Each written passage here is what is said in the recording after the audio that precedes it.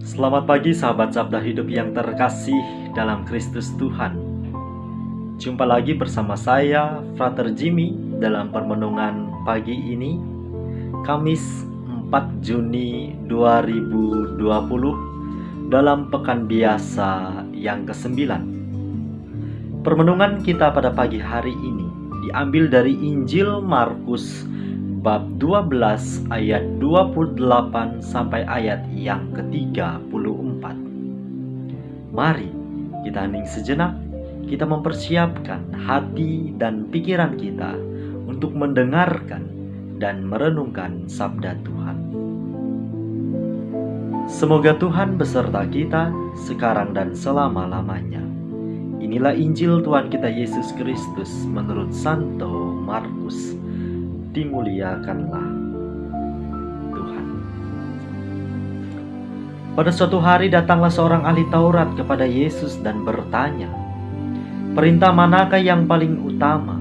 Yesus menjawab, "Perintah yang utama ialah, dengarlah hai orang Israel, Tuhan Allah kita itu Tuhan yang esa. Kasihlah Tuhan Allahmu dengan segenap hati, dengan segenap jiwa, dengan segenap akal budi, dan dengan segenap kekuatan. Dan perintah yang kedua ialah, kasihilah sesamamu seperti dirimu sendiri. Tidak ada perintah lain yang lebih utama daripada kedua perintah ini." Berkatalah ahli Taurat itu kepada Yesus, "Guru, tepat sekali apa yang kau katakan, bahwa Dia itu esa, dan tak ada Allah lain kecuali Dia. Memang mengasihi Dia dengan segenap hati, dengan segenap pengertian, dan dengan segenap kekuatan, serta mengasihi sesama manusia seperti diri sendiri, jauh lebih utama daripada semua kurban bakar dan persembahan." Yesus melihat betapa bijaksananya jawaban orang itu. Maka ia berkata kepadanya, "Engkau tidak jauh dari kerajaan Allah." Dan tak seorang pun masih berani menanyakan sesuatu kepada Yesus. Demikianlah Injil Tuhan. Terpujilah Kristus. Sahabat Sabda Hidup yang terkasih, dalam cerita Injil pada hari ini kembali kita mendengar bersama Yesus mendapat pertanyaan dari para ahli Taurat. Akan tetapi pertanyaan yang datang dari ahli Taurat pada hari ini berbeda dengan maksud dan tujuan dari pertanyaan yang dilontarkan oleh beberapa orang Farisi dan Herodian, juga orang-orang Saduki yang telah kita dengar dalam cerita Injil beberapa hari ini. Pertanyaan yang dilontarkan oleh ahli Taurat dalam cerita Injil pada hari ini tidak bermaksud untuk menguji atau mencoba Yesus. Akan tetapi pertanyaan ini sungguh merupakan pertanyaan diskusi. Para ahli Taurat bertanya kepada Yesus, perintah mana yang paling utama dalam kehidupan ini? Yesus menjawab, perintah paling utama dan pertama, yakni kasihilah Tuhan Allahmu dengan segenap hati, dengan segenap jiwa, dengan segenap akal budi, dan dengan segenap kekuatanmu. Dan perintah yang kedua ialah, kasihilah sesamamu seperti dirimu sendiri. Tidak ada perintah lain yang lebih utama daripada kedua perintah ini. Sahabat Sabda Hidup yang terkasih, kedua perintah ini memiliki keterkaitan satu sama lain. Kiranya tidak ada mana yang lebih unggul atau mana yang paling utama antara kedua ini. Keduanya memiliki keterkaitan yang saling erat satu sama lain. Kita semua diajak untuk mengasihi Tuhan Allah secara totalitas.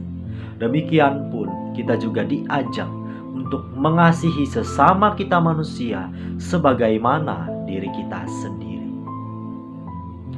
Apabila hanya salah satu yang kita kerjakan, maka perintah yang paling utama ini belum secara penuh kita wujudkan dalam kehidupan sehari-hari.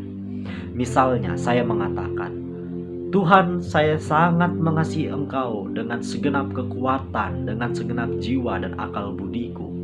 Akan tetapi dalam praktek hidup sehari-hari, saya justru memusuhi sesamaku manusia.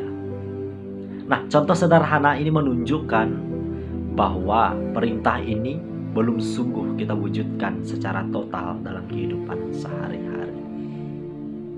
Kita berjuang mati-matian mengasihi Tuhan Allah, akan tetapi kita mengabaikan kasih kepada sesama.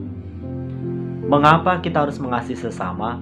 Karena kita mengimani, kita yakin dan percaya bahwa tidak ada satu orang pun dari kita yang diciptakan tidak secitra dengan Allah. Ini kiranya menjadi dasar permenungan yang hendak saya ajak kita semua untuk dalami bersama pada kesempatan permenungan pagi ini. Semua dari kita memiliki hakikat yang sama, yakni ciptaan Allah yang diciptakan secitra dengan Dia. Maka dengan sendirinya tentu tidak boleh ada pembedaan dalam kehidupan kita, baik dari strata sosial, ekonomi, budaya, kepercayaan, maupun lain sebagainya. Sebaliknya kita diajak untuk mampu saling mengasihi satu sama lain. Berbeda tentu bukan menjadi persoalan selagi di dalamnya tidak ada perpecahan, tidak ada pembedaan.